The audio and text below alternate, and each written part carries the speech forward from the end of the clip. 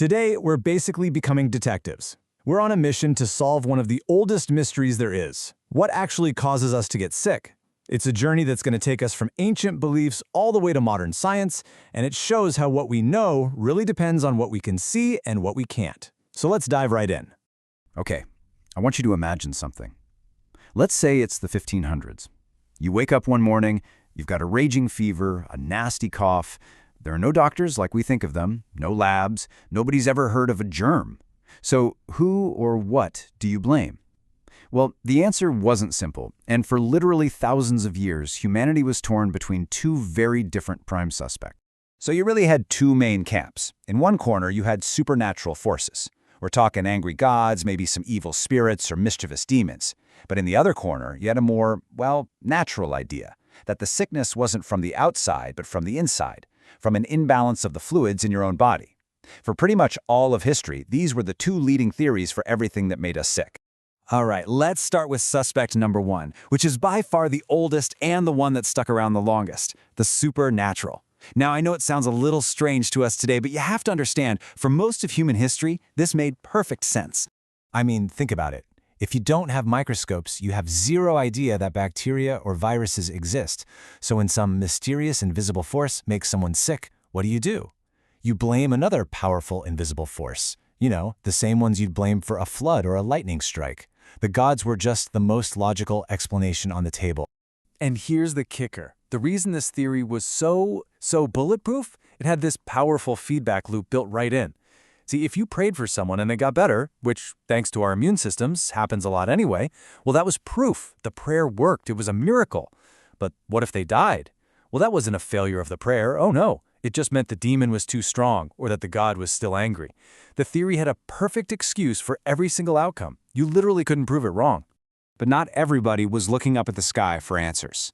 A totally new way of thinking started to pop up, one that turned the investigation inward. It started looking for clues inside the human body itself. These early physicians, they were paying really close attention. They noticed that when people were sick, their bodies would expel fluids. And here's the key observation. People often started feeling better after this happened.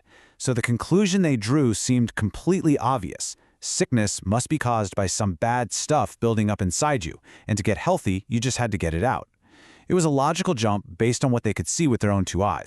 And this is where it gets really fascinating, because this idea wasn't just in one place. Far from it. In the West, you had this idea of an imbalance of the four humors, and this vital spirit called pneuma. But all the way over in the East, traditional Chinese medicine was talking about an imbalance of bodily fluids called jinya and a vital energy called qi. The names are different, sure, but the fundamental idea, it's identical. Health is balance and sickness is imbalance. It's just an amazing example of different cultures arriving at the exact same conclusion. So let's zoom in on the Western version for a sec. The Greek physician Galen created this incredibly detailed system. He connected everything. You had the four elements, air, fire, earth, and water, and he linked them to major organs to four specific fluids or humors, and even gave them qualities, like hot, cold, wet, or dry. So if you had a fever, that's obviously a sign of heat. The diagnosis? You had an excess of a hot humor, like blood or yellow bile. And the treatment? Well, that was logical too. You had to remove the excess hot fluid, maybe through bloodletting. For its time, it was this complete, complex, and totally rational system. So this brings us to a really important question. I mean, how did all these brilliant minds, thousands of miles apart, with no way to communicate, come up with theories that were so incredibly similar? The answer is actually really simple and kind of profound. They were all studying the same machine. It didn't matter if you were in ancient Greece or ancient China, you were looking at the same fevers, the same bodily fluids, the same patterns of sickness and health. Since the evidence was identical, it's not so surprising they reached very similar conclusions about how it all worked. Okay, so we have these two major theories, the supernatural one and the humoral one, and we now know that both of them were, wrong. Which brings up the biggest mystery of all. How did these incorrect ideas manage to dominate medicine for more than 2,000 years without anyone proving them wrong? So why did they stick around for so long? Well, it really boils down to four main reasons. First, like we said, our own bodies are pretty good at healing themselves, which made it look like treatments like bloodletting were actually working. Second, they had built-in excuses. If a treatment failed, you just blamed it on a really severe imbalance or an extra powerful demon, never the theory itself. Third, what was the alternative? There just weren't any other good ideas out there to challenge them. And finally, and this is the most crucial part, they just didn't have the tools. The idea of a controlled experiment, of statistical analysis, that way of thinking hadn't even been invented yet. For this whole case to finally get cracked, humanity needed a new piece of evidence, a new tool, something that could reveal a whole universe of tiny suspects that had been hiding in plain sight the entire time. And that tool, of course, was the microscope. But this breakthrough did not happen overnight, not even close. You know, back in the 1500s, this one guy, Fracastorius, he actually proposed that diseases were caused by tiny invisible seeds. But with no way to prove it, nobody listened. Then, in the 1600s, Leeuwenhoek built a microscope and actually saw these little creatures, calling them animalcules. But just seeing them wasn't enough. It took another 200 years for Louis Pasteur and Robert Koch to finally connect all the dots and prove, without a doubt, that these tiny things were the real culprits. So this final step, this was about more than just better technology.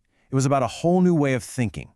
A strict, repeatable method for proving cause and effect that was about to change the world of medicine forever. And that method was called Koch's postulates. You can think of it like a scientific checklist for prosecution. It was the first time we had a smoking gun method to definitively prove that one specific microbe was responsible for one specific disease. It finally ended all the speculation. And here's his elegant four-step process. It's beautiful. First, you have to find the same suspect, the same microbe, at the scene of every crime in every sick person. Second, you have to isolate that suspect. You have to grow it all by itself in a pure culture.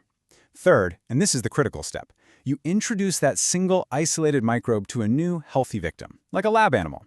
And finally, step 4, the conviction. If that animal gets the exact same disease, you've found your culprit. Case closed. This was the birth of modern microbiology. So after this whole long detective story, what's the big takeaway? It's that our understanding of reality, of truth, is always shaped by the tools we have and the knowledge we possess.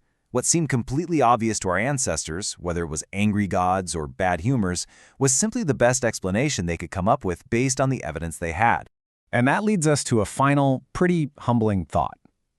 When we look at our own modern medicine and all the things we think we know for sure, you have to wonder, right?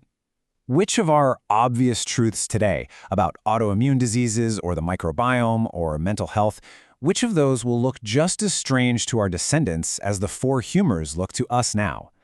What invisible culprits are we still completely missing?